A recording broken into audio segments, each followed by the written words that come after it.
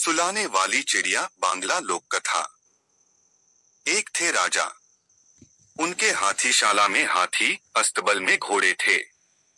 स्वर्णाविष्टित राजभवन था। संदूक भर के मणिमुक्ता एवं सोने की मोहर। लेकिन राजा के मन में सुख न था। असल में राजा का मन साफ नहीं था। मन में हिंसा की भावना थी। सब समय यही सोचते रहते कि किसके पास से क्या छीन लूं, किस राजा के राज्य पर चढ़ाई कर उसकी धन संपदा लूट ली जाए। दान धर्म के मामले में वे अत्यंत कंजूस थे। विपत्ति में पड़ने पर जब प्रजा उसके पास आकर रोती, तब भी उसका हृदय नहीं पिघलता। राजा मिजाज से चिड़चिड़े थे। कारण यह कि उनको रात में जरा भी नींद नहीं आती थी। सारी रात आंखें खोलकर आसमान के तारे गिनते। उसके बाद भोर में उस संख्या को कागज में लिख लेते। इसी प्रकार जो तारे उन्होंने गिने थे, उसका कोई हिसाब नहीं था। राज्य के पंडित डर डर के जी रहे थे। कारण राजा ने उन्हें कह दिया था कि जब वे स्वस्थ हो जाएंगे, जब वे फिर रात में सो सकेंगे, तब पंडितों का काम होगा उन संख्याओं का योग करना। तभी पता चलेगा कि आसमान में कितने तारे हैं। लेकिन राजा के स्वस्थ होने के कोई आसार नजर नहीं आ रहे थे। माथे में फूले लगाने, बिस्तर पर चमेली का इत्र छिड़कने अथवा बर्फ के जल से भिगोई पट्टी लगाकर पंखे से हवा करने से भी कोई लाभ नहीं हो रहा था।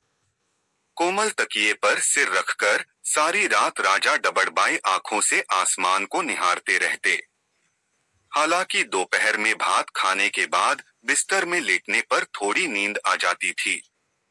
इसी तरह दिन पर दिन रात में न सो पाने के बावजूद राजा अस्वस्थ नहीं हुए थे, पर चिड़चिड़े बहुत हो गए थे। इसी प्रकार उनका राजकाज चल रहा था। इसी बीच एक दिन राजा का जन्मदिन आया।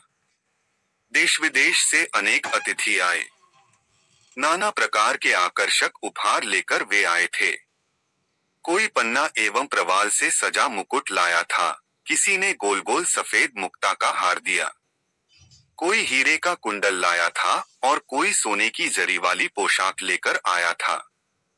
प्रजागण भी अपने सामर्थ्य के अनुसार कुछ न कुछ उपहार राजा के लिए लेकर आए थे। ऐसे कीमती उपहारों को पाकर राजा उस दिन बहुत खुश हुए। राजसभा में बैठकर सभासदों के साथ हंसी मजाक कर रहे थे। उसी समय वहां एक ब्राह्मण पंडित उपस्थित हुए। देखने में सुंदर, साफ धोती चादर पहने हुए थे।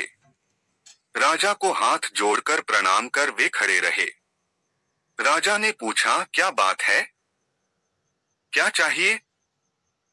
पंडित बोले, महाराज, आज के शुभ दिन मेरी आपसे कुछ प्रार्थना है। प्रार्थना का नाम सुनते ही राजा की भ्रुकुटी टेढ़ी हो गई। फिर भी शांत भाव से बोले, क्या प्रार्थना है, सुनो जरा। पंडित बोले, महाराज, हमारे गांव में एक भी पाठशाला नहीं है। एक पाठशाला की बहुत जरूरत है। छोटे छोटे बच्चे बच्चियां नदी पार कर पास के गांव में पढ़ने जाते हैं। शीत ग्रीष्म बरसात में, आंधी तूफान में उन्हें अत्यंत मुसीबतों का सामना करना पड़ता है। आप यदि सहायता करें तो गांव में एक छोटी सी पाठशाला बनवा सकता हूं। एक तो राजा का जन्मदिन, उस पर विदेशी मेहमान वहां उपस्थित थे, इसीलिए राजा पंडित को निराश नहीं लौटा सके। मंत्री को बुलाकर निर्देश दिया कि पंडित को 100 मोहरे दे दें। राजा की जय जयकार करते हुए पंडित विदा हुए। लेकिन राजा के मन में खुदबदी लग गई। 100 मोहरे चले जाने के दुहक में उनके लिए जन्मदिन का आनंद फीका पड़ गया। सारा दिन आमोद प्रमोद में गुजरने के बाद शाम हुई। सूर्य के डूबते ही राजा का मिजाज खराब हो जाता था। थोड़ी देर के बाद ही तो रात हो जाएगी, और रात का मतलब सारी रात जागना। लेकिन कुछ करने को नहीं था। एकदम सफेद बिछावन पर राजा के सोने की व्यवस्था कर दास दासी विदा हुए। विशाल राजमहल में शांति छा गई। हर प्रहर में ड्योढ़ी में लगे घंटे का स्वर और राज प्रहरियों की आवाज के अलावा और कोई शब्द नहीं। तकिए पर सिर रखकर राजा लेटे हुए थे। तारों की गिनती शुरू नहीं हुई थी। मन ही मन प्राप्त उपहारों की गणना एवं उनका मूल्य निर्धारण कर रहे थे। कितना लाभ हुआ, कितना नुकसान, इसका हिसाब लगा रहे थे। उसी समय हठात सुनाई पड़ी एक चिड़िया की सुरीली आवाज। राजा अवाक, इतनी रात को कौन सी चिड़िया सुरीली आवाज निकाल रही है? वसंत का समय था। खुली खिड़की से फुरफुर दक्षिण की हवा आ रही थी और उसी के साथ आ रही थी चिड़िया की सुरीली आवाज। राजा समझ गए कि उनके बगीचे में कहीं बैठकर चिड़िया सुरीली आवाज में गा रही है। किस पक्षी की आवाज है वे समझ नहीं सके, पर उसकी आवाज उन्हें अत्यंत मीठी लगी। पक्षी की सुरीली आवाज सुनते सुनते राजा का सारा हिसाब गड़बड़ा गया। उसके बाद राजा हिसाब करने की बात भूलकर चिड़िया का सुरीला गाना सुनने लगे। धीरे धीरे राजा की दोनों पलकें भारी होने लगी और उन्हें नींद आ गई। सुबह का प्रकाश शरीर पर पड़ते ही राजा धड़पड़ाकर उठ बैठे। वे आश्चर्यचकित रह गए। सारी रात गहरी नींद सोए थे वे। खैर, अंततः राजा का अनिद्रा रोग दूर हुआ। अत्यंत प्रसन्न होकर वे स्नान करने गए। 3 रातों तक ऐसा ही चलने पर हठात राजा के मन में विचार आया कि कहीं उस पक्षी की सुरीली आवाज सुनकर ही मुझे नींद आई है क्या? तब तो उस पक्षी को पकड़कर लाने से ही मेरी समस्या दूर हो जाएगी। पिंजरे में उसे डाल दूंगा। वह सारी रात अपनी सुरीली आवाज से गीत गाएगा और सारी रात मैं आराम से सोऊंगा। उन्होंने तुरंत मालियों को पक्षी को पकड़ने का आदेश दिया। लेकिन सारा बगीचा छान मारने के बावजूद बुलबुल, गोरैया, देओल एवं अन्य अनेक पक्षी दिखाई दिए, पर उस पक्षी का कुछ पता नहीं चला। वह पक्षी निश्चित रूप से उड़कर कहीं और चला गया था। उसे अब पकड़ा नहीं जा सकेगा, यह सोचकर राजा हताश हो गए। कुछ दिनों के बाद राजा को गीत सुनाने के लिए वह पक्षी फिर से आया। उस दिन राजा का मन बहुत दुखी था। उस वर्ष राज्य में सूखा पड़ा था। फसल की उपज नहीं हुई थी, इसीलिए किसान लोग राजसभा में विनती करने आए थे कि राजा इस साल का लगान माफ कर दें, वरना भुखमरी की नौबत आ जाएगी। सुनकर राजा गुस्से से लाल हो गए। इससे पहले कि राजा उन्हें गर्दन से धक्का देकर बाहर निकाल देते, मंत्री ने राजा के कान में कहा कि इन किसानों में डर की भावना नहीं है। इन्हें प्राण जाने का भय नहीं। आप इन्हें भगा देंगे तो ये पड़ोसी राजा के साथ मिलकर आपके विरुद्ध षड्यंत्र करेंगे। उसके बाद यदि पड़ोसी राजा हमारे राज्य पर आक्रमण कर दे तो हमारा बहुत धन बर्बाद होगा। इससे बेहतर है कि इनका इस साल का लगान आप माफ कर दें। आंखें तरेरकर राजा ने मंत्री को देखा, परंतु उसकी बातों को उड़ा देने का साहस नहीं जुटा सके। कारण मंत्री बूढ़ा एवं अत्यंत अनुभवी था। किसी तरह अपने गुस्से को काबू में रखकर राजा ने आदेश दिया कि इस साल का लगान माफ किया जाता है। किसान राजा की जय जयकार कर वापस लौट गए। उस दिन रात में राजा अपने बिस्तर पर लेटे लेटे हिसाब लगा रहे थे कि किसानों का लगान माफ करने पर उन्हें कितने रुपए का नुकसान हुआ है। ठीक तभी उन्हें उस पक्षी का मीठा गीत सुनाई दिया। हड़बड़ाकर राजा खिड़की की ओर दौड़े।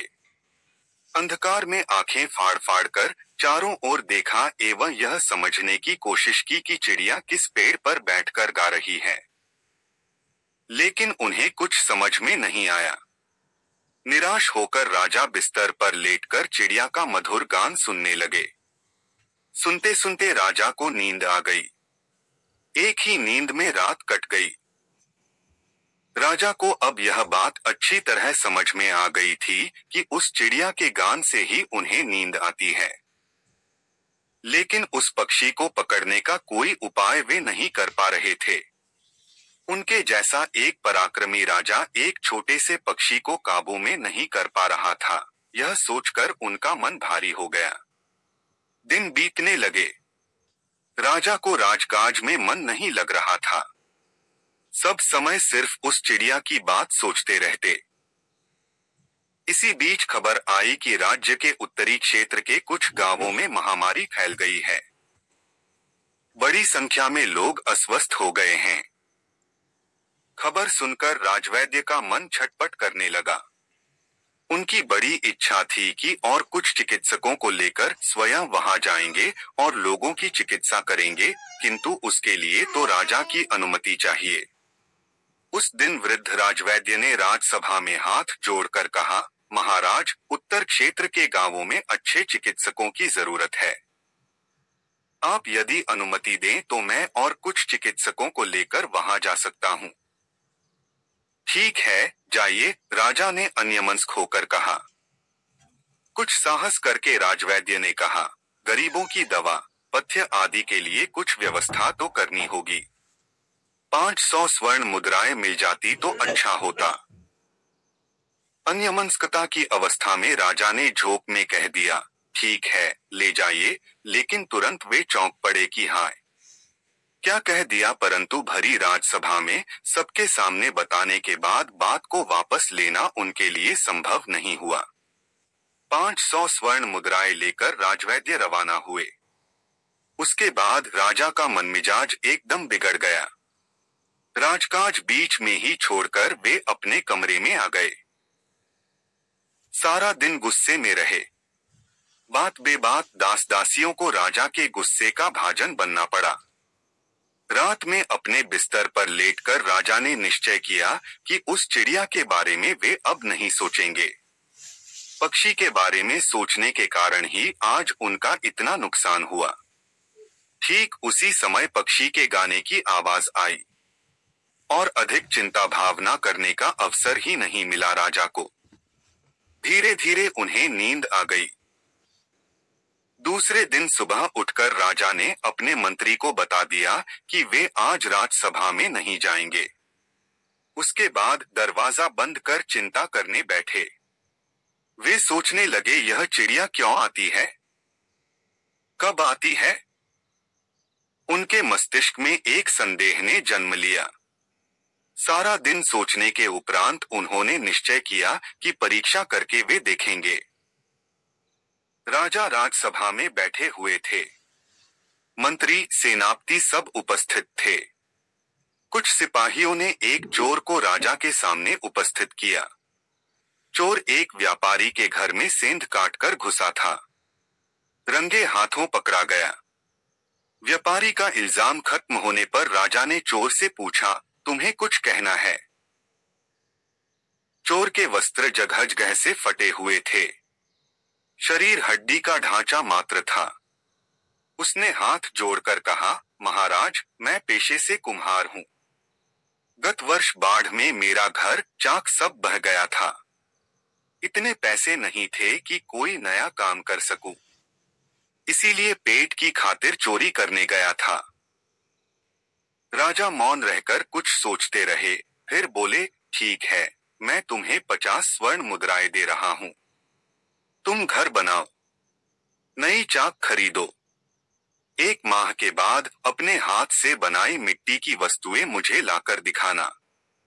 और हाँ, फिर यदि चोरी की तो कठिन सजा मिलेगी। सारी राजसभा आश्चर्यचकित, मंत्री स्तंभित।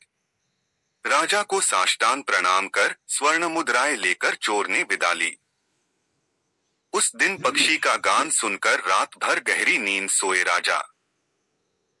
दूसरे दिन राजा ने आदेश दिया, जिन गांवों में जल का अभाव है वहां पोखर खुदवा दिया जाए। उसके बाद वाले दिन गरीब किसान मजदूरों को चावल दाल दिया गया। इसी तरह दिन पर दिन चलता रहा। राज्य के प्रत्येक गांव में राजा ने पाठशाला बनवा दी। पंडितों को राजकोष से भत्ता दिया जाने लगा। लोगों की चिकित्सा के लिए प्रत्येक गांव में चिकित्सकों की व्यवस्था करवा दी गई। बाढ़ में, सूखा में राज्य का भंडार खोल दिया जाता। किसी के प्रति अगर अन्याय हुआ है तो राजा के पास जाने से उसे निराशा नहीं होती थी। सारे राज्य में सुख समृद्धि की बहार थी। प्रजागणों के मुख पर हंसी एवं सर्वदा राजा की जय जयकार होती रहती थी। इस तरह से पूरा 1 साल बीत गया। एक दिन सुबह के समय नींद से उठकर हठात राजा के मन में एक बात आई कि गाना गाने वाला पक्षी तो अब आ नहीं रहा है। अंतिम बार पक्षी ने कब गाना सुनाया था, राजा याद नहीं कर पाए। असल में सारा दिन प्रजा का अभाव अभियोग सुनकर, उनकी समस्याओं का समाधान कर, उनका आशीर्वाद लेकर जब वे अपने कमरे में जाते थे, तब उनका शरीर अत्यंत थका हुआ एवं मन शांति से भरा होता था। बिस्तर पर लेटते ही उनकी आंखों में नींद आ जाती थी। वह पक्षी उन्हें छोड़कर कब दूसरे राज्य के लिए उड़ गया, वे समझ ही नहीं सके।